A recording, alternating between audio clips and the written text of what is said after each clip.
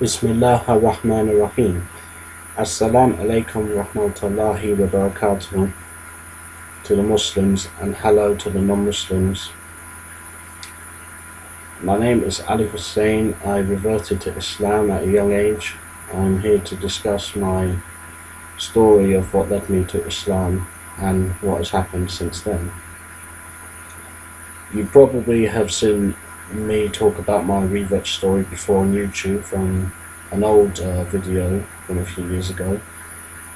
This is a little recap of that with a few more additions that were not included in the original due to time constraints.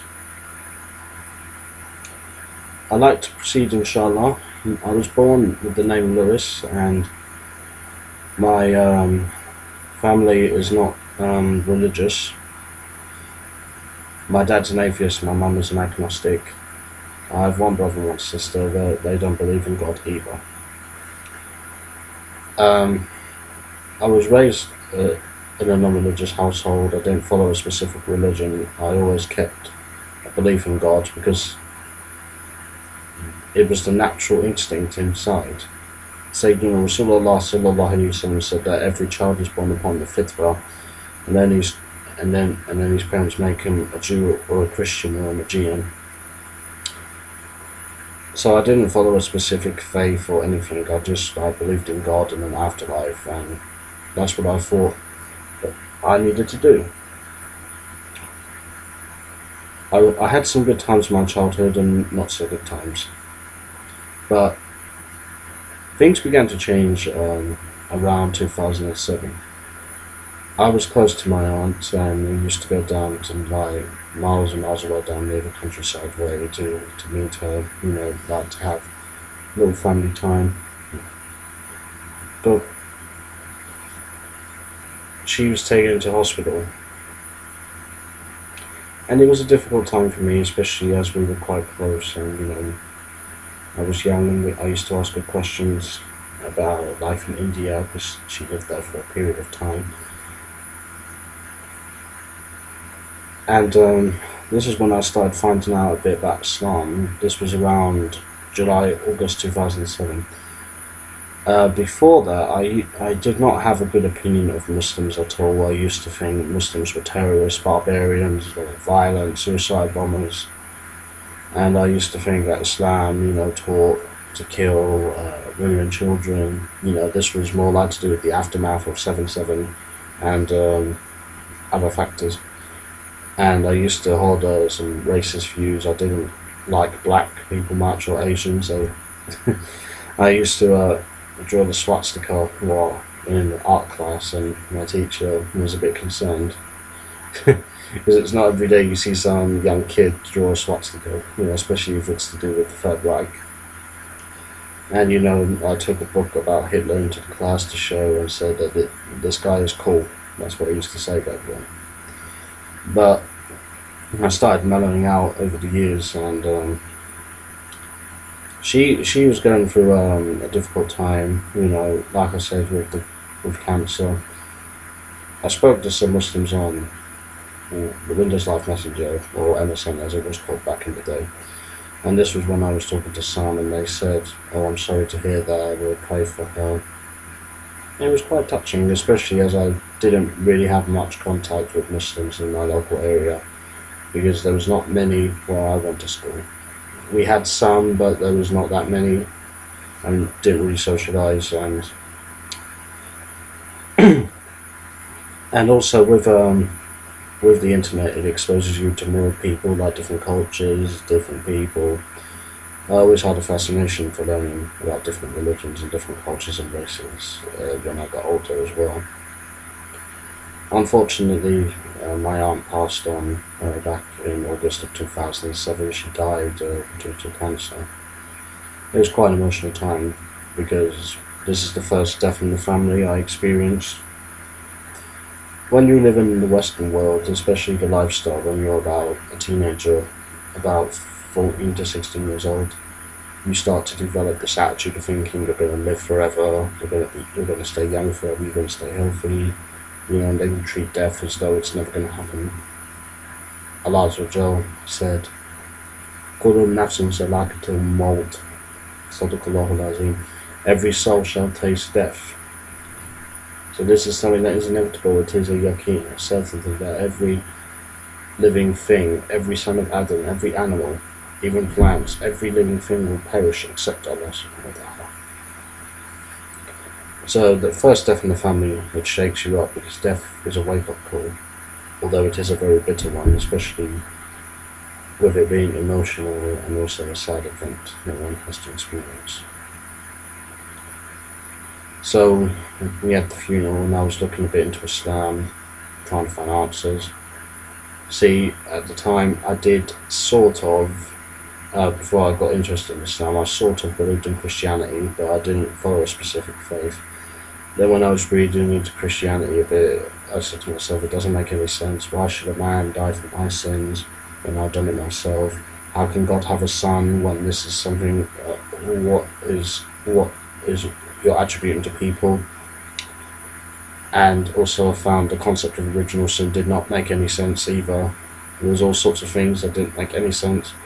It was all filled with Roman and Greek paganism, which is quite ironic because the Christians call Muslims pagans, despite the fact Islam teaches Tawheed and to reject shirk. So I was looking into Islam in late 2007. I kind of drifted off a little bit because I had this aspiration, this dream to become a rapper. But that did not work out because, you know, Allah subhanahu wa ta'ala, when He guides you to something, He guides you to that which is best for you, and He saves you from that which you think is good for you, but it's actually bad for you. Then my grandmother, who had multiple sclerosis, she died after many years, about a minute. Basically, she was bed confined and suffering, could not really hardly speak, could not hardly move. And it was not nice to see. Not just the fact it was my grandmother, it's not nice seeing a relative of yours suffer in such a way. And again, this pushed me to learn about Islam even more. And then there was this film that came out, made by Geert Wilders. Geert Wilders, the enemy of Islam, who published the movie Fitna. And I thought to myself, I'm looking into Islam, so what's this film Fitna about? So I've looked into it. And obviously, as everybody knows, it was all propaganda, you know, and they exaggerated a lot of things, and they quote the Quran out of context. And I said to myself, this man, you know, he's obviously got an agenda, you know, he's stereotyping people, because as you know, propaganda works to achieve an objective, to paint the person they hate in a negative light. So he did this film with the intention of making it seem like, oh, Islam teaches terrorism and extreme violence and hate. But unfortunately for Mr. Wilders, he failed to convince me. His film, I watched it a few times, and I said to myself, the man obviously is quite ignorant of Islam, he doesn't know much about Islam. So I dismissed it, and I said it's just propaganda. And it actually pushed me to learn about Islam even more, actually. Then I read about Rasulullah sallallahu alaihi wasallam, and I said to myself, who is this man who these people believe in? Why is he so special to these people? See, when I was in school, we did not really learn about Islam. Not that I recall, we did not really learn about Islam in RE, or religious education as it's called. We learn about Christianity, Judaism, Hinduism, Sikhism, Buddhism, etc., etc. I don't recall learning about Islam. I did not know who Rasulullah sallallahu alaihi wasallam was until late 2007. And then I was reading about him, about his message, his life, how he was. I grew to love him. May Allah subhanahu wa ta'ala join me with him in the Akhirah.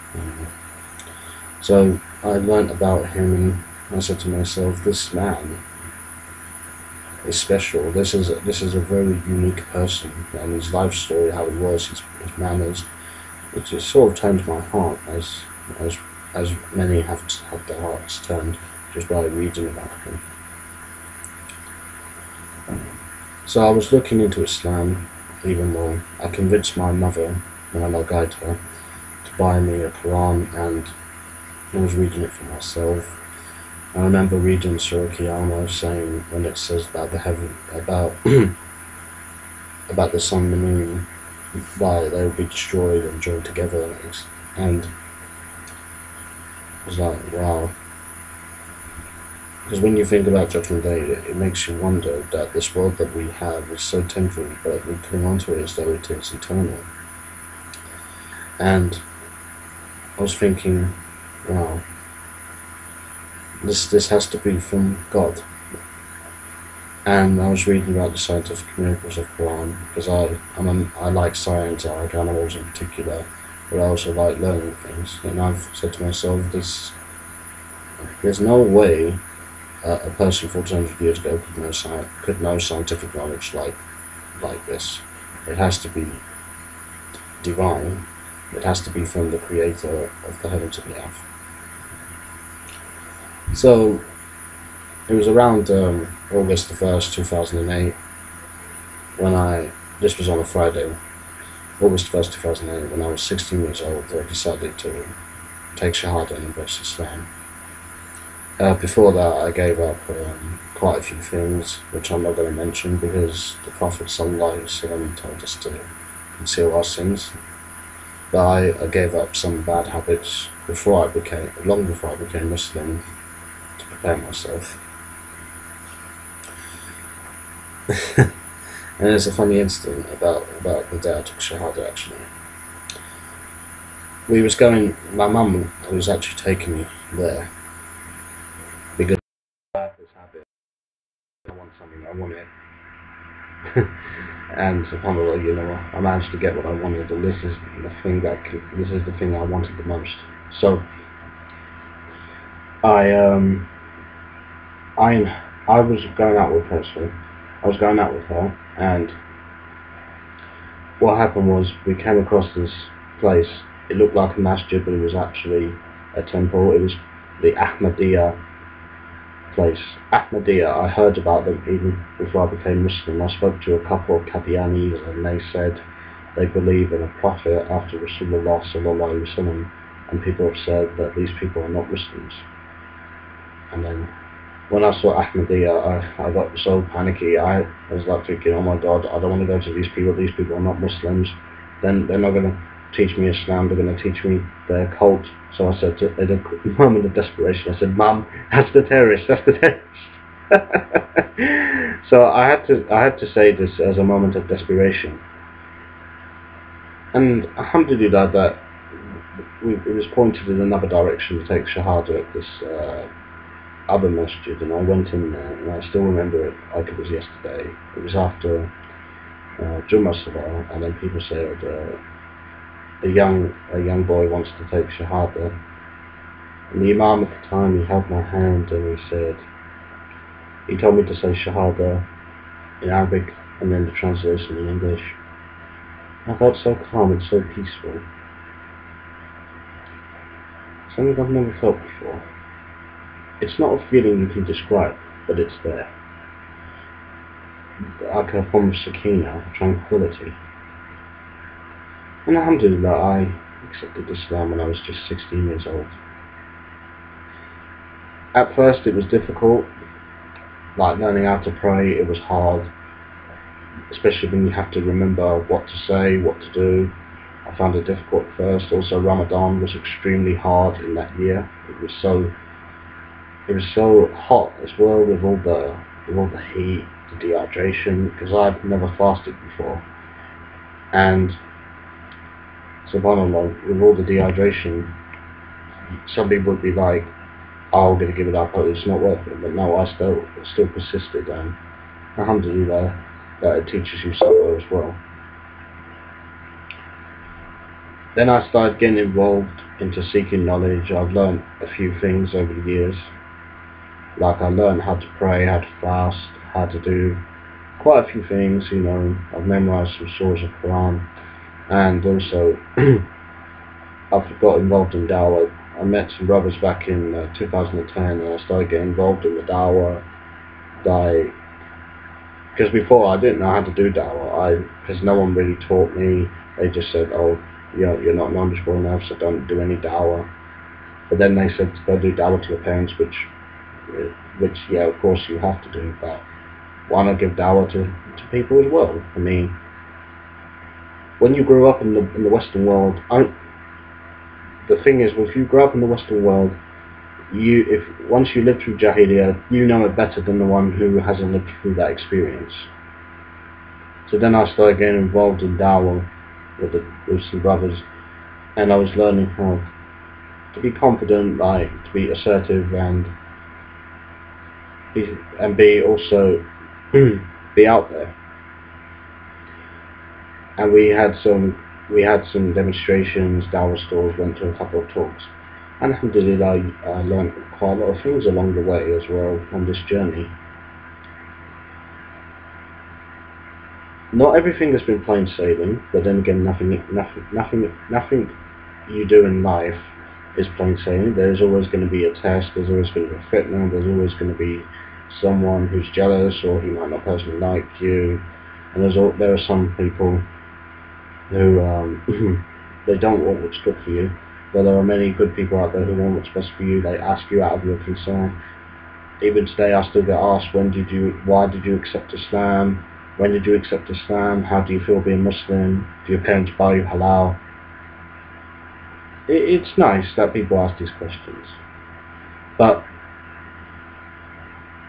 what led me to Islam, the answer to the question, I always say it is Allah who led me to Islam. It is Allah subhanahu wa ta'ala. I would be like, if I hadn't had found Islam, I probably would have been lost. I lost some of my relatives, and that helped push me towards finding this deen. I also, had to overcome some problems in my life as well to find this truth. I also had to push myself. I had to learn about Islam for myself. I learned from the internet, and I sort of self-taught myself rather than having someone preach. I did have some people explain a few basics to me, but I was more like looking out for myself, thinking I have to find out for myself, because it's very easy for someone to say something when they could easily make it up and they could deceive you. So I said, I'll look for myself and try to find the answers.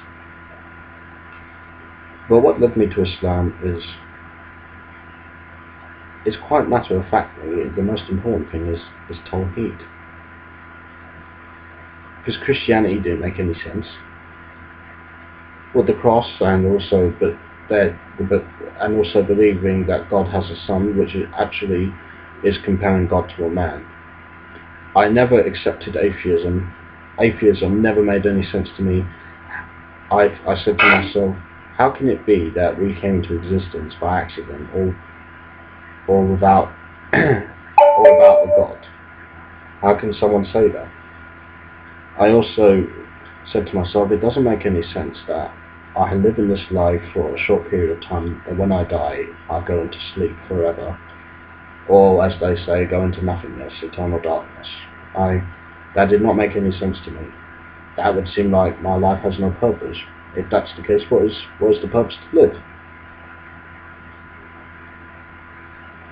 That's why I always believed there was God and there was a hereafter as well. But ultimately, the message of Islam led me to Islam. Also, definitely family helped push me there. And also, I had this honest, sincere feeling in the heart, which is I wanted to find the truth. I wanted to find a purpose, something to live for, something to believe in, something that is good, something that is pure, something that is the truth. And this is why, we have to understand that we who are living in this part of the world, we face a lot of tests. I'm not happy about how I was in the past with neo-Nazi inclinations and beliefs. I'm not very happy about that. Alhamdulillah that Allah saved me from those beliefs and removed prejudice from my heart, and He's also guided me to the right faith. Allah subhanahu wa ta'ala guided me to the right faith. He has helped me in times where I've experienced hardship and sadness as well.